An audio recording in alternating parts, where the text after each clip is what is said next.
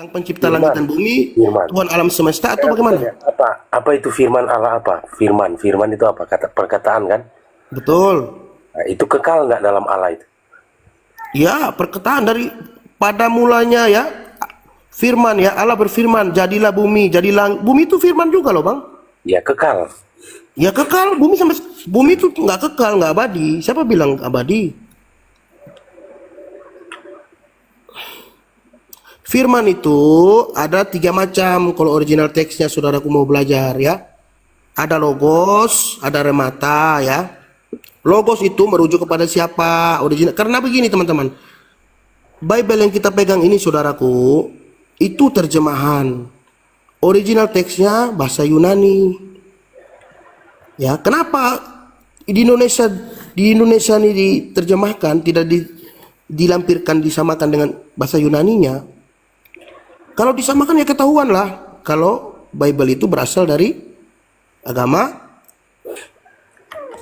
Roma Yunani, paganisme, sorry.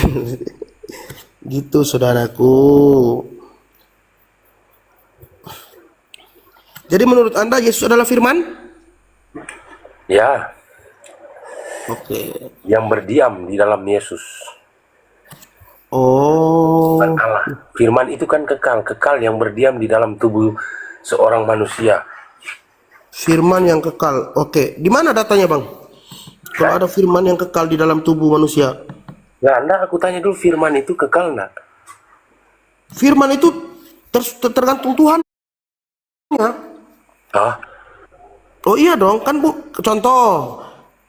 Allah berfirman, jadilah terang, jadilah malam, jadilah gelap, jadilah bumi.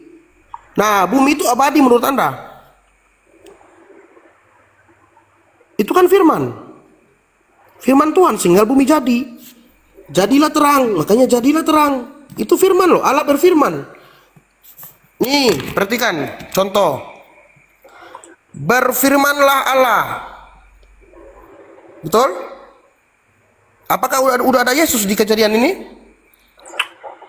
belum. Berfirmanlah Allah, lihatlah aku memberikan kepadamu segala tubuh-tubuhnya. Bagaimana nih coba? Jadi firman itu teman, ada 3 logos, remata ya. Kita harus tahu dulu. Nih, pada mulanya itu berfirman semua nih. Allah berfirman, jadilah bumi, jadilah terang. Berfirmanlah Allah tuh. Jadilah cakrawala di tengah-tengah segala air dan memisahkan air dan air. Apakah air itu Allah?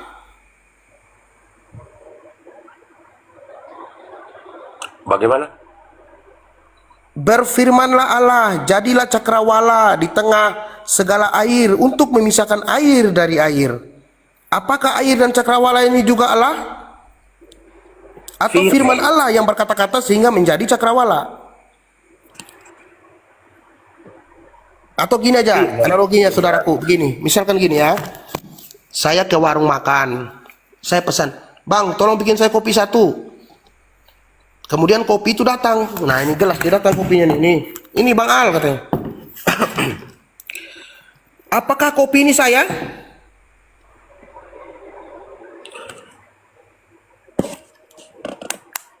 Apakah kopi ini saya? Atau kopi ini datang karena saya berfirman tadi, saya berkata-kata sehingga kopi itu datang? Pertanyaan saya. Bagaimana saudaraku analoginya? Masuk nggak? Karena sesuai dengan di Bible gitu. Berfirmanlah Allah, jadilah cakrawala dan segala macam. Apakah cakrawala ini Allah? Contoh dulu, apakah bait Allah atau rumah Tuhan itu Tuhan? Rumah Tuhan ya rumah Tuhan, tempat ibadah. Bait Allah ya bait Allah, tempat ibadah. Nah, silakan saudaraku. Jadi kita sini kan belajar. Saya juga banyak belajar dari itu. Di atas tuh saudara saya itu Pak Ustadz ya. Beliau yang saya juga belajar dari beliau. Kemarin sudah bahas di situ ya, rumah 1, 2, 3 sampai 25 tuh Bang Al. Oh, Karena itu pernah bahas. Roma. Ya, kalau ini Bang Jack, pernah bahas itu kemarin sama Pak Gembala, rumah 1, 23 sampai 25.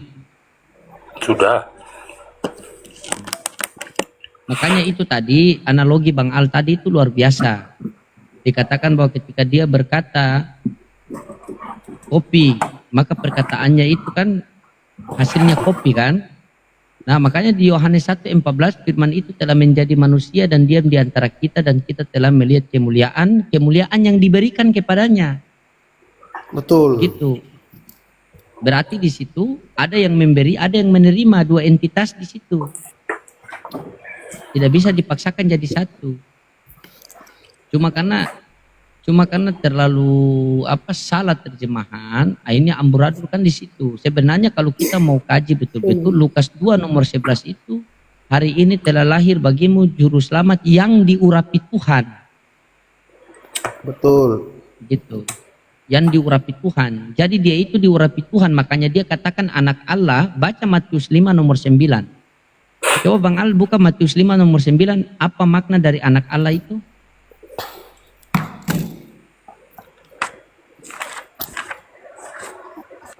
Matius 5 ya. Ya, Matius 5 nomor 9. Oke, saudaraku. Matius 5 nomor 9. Iya. Ini Matius ini. Matius 5 nih. Matius atau Yohanes? Ah iya, betul. Matius 5 nomor 9. Coba dibaca. Oke. Berbahagialah orang yang membawa damai, karena mereka akan disebut anak-anak Allah. Nah, jadi ketika anak Allah itu maksudnya orang yang membawa damai. Makna daripada anak Allah itu adalah orang yang membawa damai. Siapa saja yang membawa damai maka disebut anak Allah. Ketika saya membawa damai, saya disebut anak Allah. Makanya Yesus itu membawa damai. Kenapa dia dikatakan anak tunggal Allah? Karena memang dia satu-satunya utusan. Tidak mungkin dalam satu dunia mempunyai dua nabi. Makanya dikatakan anak tunggal Allah yang penuh kasih dan karunia. Makanya kan saya sudah bilang ulang kepada Bang Jek kan, tidak akan sempurna iman kami orang Islam apabila tidak mempercayai Yesus sebagai utusan Tuhan. Namun dia utusan Tuhan bagi Bani Israel. Coba Bang Al, Kisah Para Rasul 13:23. Minta tolong Bang Al ya, tidak apa-apa kan? Ya. Saya mau kembalikan lagi. Saya mau kembalikan lagi. Matius 28 ayat 19. Iya, nanti kita ke situ. Iya nanti. Ini apa nih Bang? Kisah Para Rasul 13:23. Oke. Coba dibaca. Dan dari keturunannya lah, sesuai dengan yang telah dijanjikannya, Allah telah membangkitkan Yerusalem bagi orang Israel, yaitu Yesus. Allah telah membangkitkan juru selamat bagi orang Israel. Jadi khusus orang Israel, bagi orang Israel. Jadi dia tetap juru selamat, kita percaya, kita mengimani dia seorang juru selamat, tapi bagi Bani Israel. Bagi Karena Israel, seluruh betul. para nabi itu, iya, karena seluruh para nabi itu adalah juru selamat. Yohanes 3:34, siapa saja yang diutus oleh Allah, maka dia menyampaikan firman Allah, karena Allah menaruh rohnya ke dalamnya. Jadi ketika kita hidup, coba buka Yohanes 3:34. Iya, betul. Nah, Yohanes 3:34 itu. Kemarin sudah kita siapa saja yang diutus Allah maka dia menyampaikan firman Allah dan Allah mengaruniakan rohnya tidak terbatas.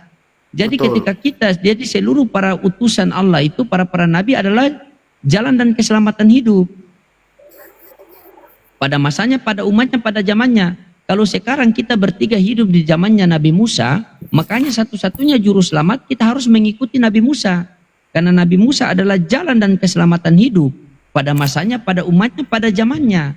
Ketika zamannya Nabi Musa selesai, datang lagi Nabi. Misalnya kita hidup di zamannya Nabi Daud, kita harus mengikuti Nabi Daud. Karena Nabi Daud adalah jalan dan keselamatan hidup pada masanya, pada umatnya, pada zamannya. Sampai ke Yesus, setelah Yesus. Daud sama Musa bangkit enggak? Kenapa? Daud sama Musa bangkit. Bagaimana Anda mau mengatakan percaya dia bangkit sementara dia saja tidak mati? Hah? Kan kemarin coba Anda buka Ibrani 5 nomor 7.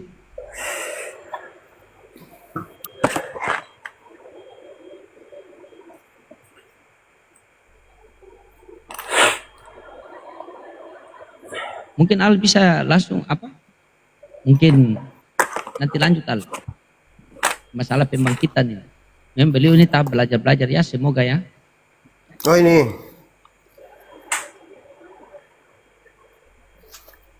Aku hapus lagi. Ibrani ya? Ibrani 5 nomor 7.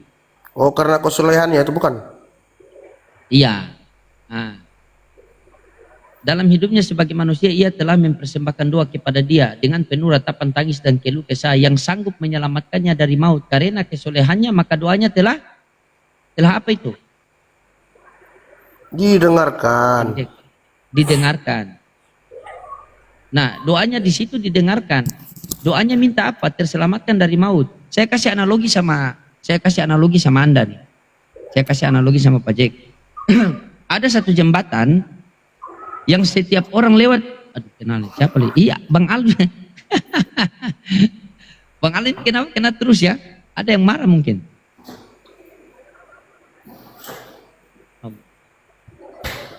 Ada yang marah sama Bang Al mungkin.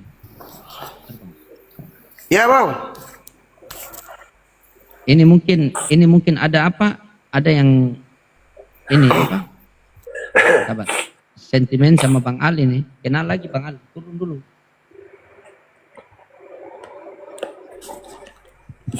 Bang Al turun dulu ini. Memang ada. Teman-teman dibantu tap-tap layar dulu sambil posting-posting ulang. Hilang langsung pemberitahuan. Naik pakai akun yang tadi ulang Bang Al. Nah ini saya kasih satu analogi sama Anda nih Pak. Ada satu jembatan yang setiap orang lewati di situ. Setiap orang lewat di situ pasti jatuh dan mati. Intinya setiap orang lewat itu mati. Tiba-tiba sebelum Anda lewat Anda berdoa kepada Tuhan. Wahai Tuhan, saya mau lewat jembatan itu. Ketika saya lewat jembatan itu, selamatkanlah saya. Dan doa Anda dikabulkan oleh Tuhan. Ketika Anda lewat di jembatan itu, Anda mati atau tidak? Kalau dikabulkan ya enggak lah. Nah, Ibrani 5 nomor 7, doa Yesus dikabulkan atau tidak? Dikabulkan. Nah, berarti dia mati atau tidak?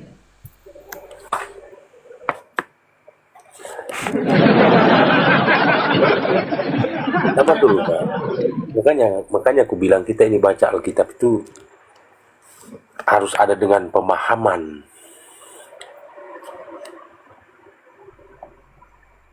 Saya jadi teringat kata pas Prater waktu saya debat sama Prater. Sama ya, jadi kita baca Alkitab itu harus dalam keadaan sama bersih. Mirip. Ya, astagfirullah.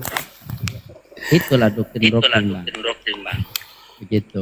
Iya, doktrin sudah terlalu ini soalnya kan.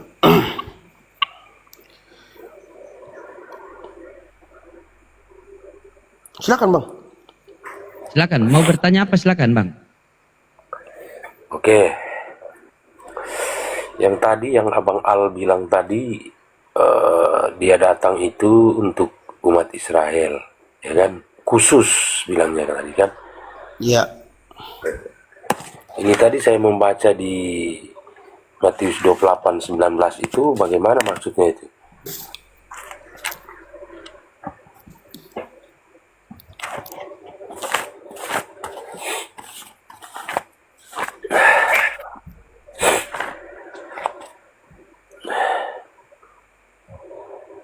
Nah, ini yang disebut bertabrakan ya. Sebentar ya. Saya tunjukkan data kamu bahwa Yesus melarang untuk pergi ke luar bangsa lain tuh.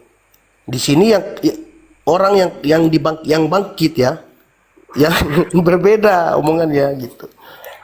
Jadi saya yakin itu 100% Yesus tidak disalib ya. Sesuai dengan data di Bible gitu. Kenapa? Karena murid-muridnya tidak percaya waktu dia bangkit, saudaraku. Bahkan Petrus itu lari di film Tuhan Yesus kan ada tuh. Iya. Petrus lari ke kuburan, dia cuma melihat kain. Lalu Petrus berkata, sebenarnya apa yang terjadi?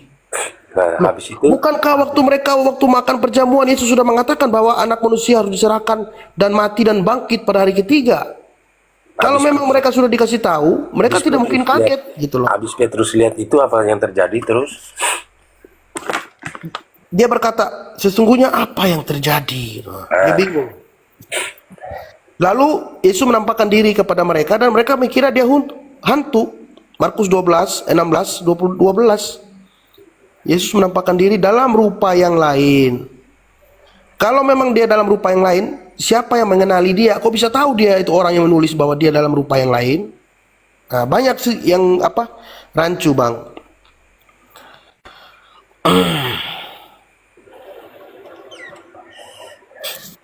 Ada lagi yang lebih lucu, nanti saya tunjukkan ya, sebentar ya. Kalau kita bahas Bible ini ketahuan kok bahwa Yesus sebenarnya tidak disalib.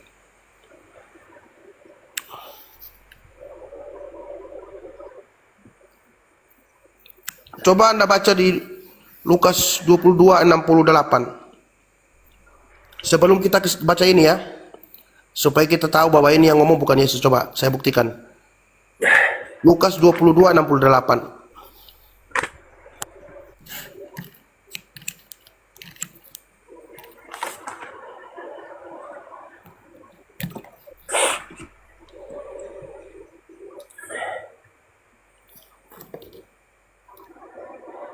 Sudah?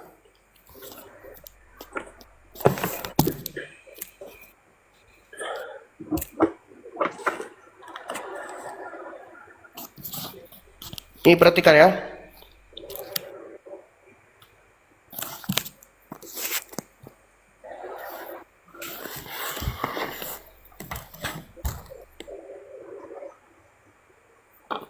Ini waktu Yesus dihadapkan ke mahkamah agama, betul? Kemudian dia dicerca banyak pertanyaan. Lalu mahkamah agama bertanya kepada, jika engkau adalah Mesias, katakanlah kepada kami. Jawab Yesus, sekalipun aku mengatakannya kepada kamu, namun kamu tidak akan percaya. Dan sekalipun aku bertanya sesuatu kepada kamu, namun kamu tidak akan menjawab. Perhatikan, mulai sekarang anak manusia sudah duduk di sebelah kanan Allah yang Maha Kuasa.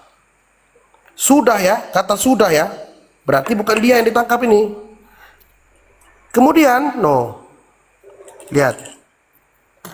Nah, kenapa saya mengatakan demikian? Saya yakin kenapa? Karena waktu Yesus berdoa di Taman Getsemani, Matius 26, 38 sampai 39, coba buka. Perhatikan ya. Ini waktu Yesus menyingkir ke Getsemani ya, dan dia berdoa ya sebelum penangkapan ya. Ini perikopnya. Jadi kita sudah baca loh perikopnya ya. Jadi tidak ada yang dipahami lagi karena ini bahasa Indonesia. Nah, gitu. Yang utama itu kita buang dulu perkataan pendeta, perkataan pastor, buang dulu. Kita sama-sama belajar sesuai dengan data. Nah, itu yang enak. Gitu saudaraku.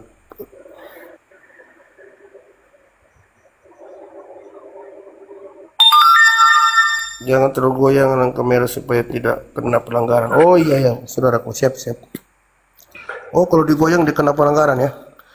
Sudah, brother? Perhatikan ya. Di 39, 38-nya ya. Lalu katanya kepada mereka, hatiku sangat sedih, seperti mau mati rasanya. Tinggallah di sini dan berjaga-jagalah dengan aku. Ini kemanusiaannya ya, bukan ketuhanannya. Kemudian, maka ia maju sedikit lalu sujud dan berdoa. Katanya, ya Bapakku, sekiranya cawan ini lalu daripadaku ya. Perhatikan, jikalau sekiranya mungkin, biarlah cawan ini lalu daripadaku. Tetapi janganlah seperti yang ku kehendaki, melainkan seperti yang engkau kehendaki. Ini Yesus berdoa, betul? Ya. Nah, kenapa saya mengatakan doa Yesus pasti dikabulkan? Anda tahu pasti cawan ini maksudnya adalah penderitaan kan? Betul? Penderitaan yang akan ia hadapi karena dia mau ditangkap dan mau disalibkan, betul? Makanya Yesus mengatakan, biarlah cawan ini lalu daripadaku, Namun bukan kehendakku, melainkan kehendakmu. Berarti Yesus berserah diri kepada Tuhan. Betul? Betul.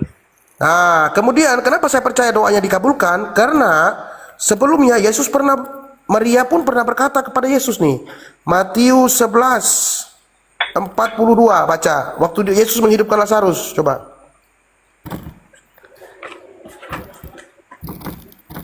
Aduh, kenapa 40 nggak mau nih? Yohanes, sorry. Mana Matius itu? Yohanes, saudara, sorry.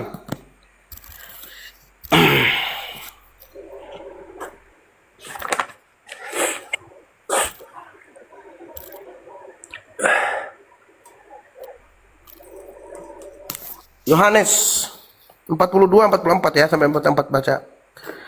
Perhatikan. Ini waktu Yesus menghidupkan Lazarus, ya kan? Yesus menyuruhnya, angkatlah batu itu. Lalu Marta berkata, ia sudah 4 hari meninggal kan? Ia sudah berbau, sebab sudah 4 hari ia mati. Lalu jawab Yesus, bukankah sudah kukatakan kepadamu, jikalau engkau percaya, engkau akan melihat kemuliaan Allah. Maka mereka mengangkat batu itu, lalu Yesus menengadah ke langit. Perhatikan ayat ini. Di nomor ke-41. Maka mereka mengangkat batu itu, lalu Yesus menengadah ke atas dan berkata, Bapa, aku mengucap syukur kepadamu karena engkau telah mendengarkan aku. Tuh. Aku tahu engkau selalu mendengarkan aku. Tuh. Perhatikan ini. Aku tahu bahwa engkau selalu mendengarkan aku. Ya. Tetapi oleh karena banyak orang di sini yang berdiri dan di sini mengelilingi aku mengatakan supaya mereka percaya tuh bahwa engkaulah yang telah mengutus aku. Kalau kita buang doktrin dari gereja, tentu kita tahu arti dari ayat ini. Saudaraku, ini jelas engkau adalah orang atau otoritas berbeda, otoritas yang lebih tinggi daripada Yesus, entitas yang berbeda. Ya, bahwa engkaulah yang telah mengutus aku. Yesus berdoa loh, menengadah ke langit, dan Yesus berkata, aku percaya bahwa engkau selalu mendengarkan aku. Nyata. Berarti doanya Yesus tadi di Taman Getsemani itu didengarkan atau tidak?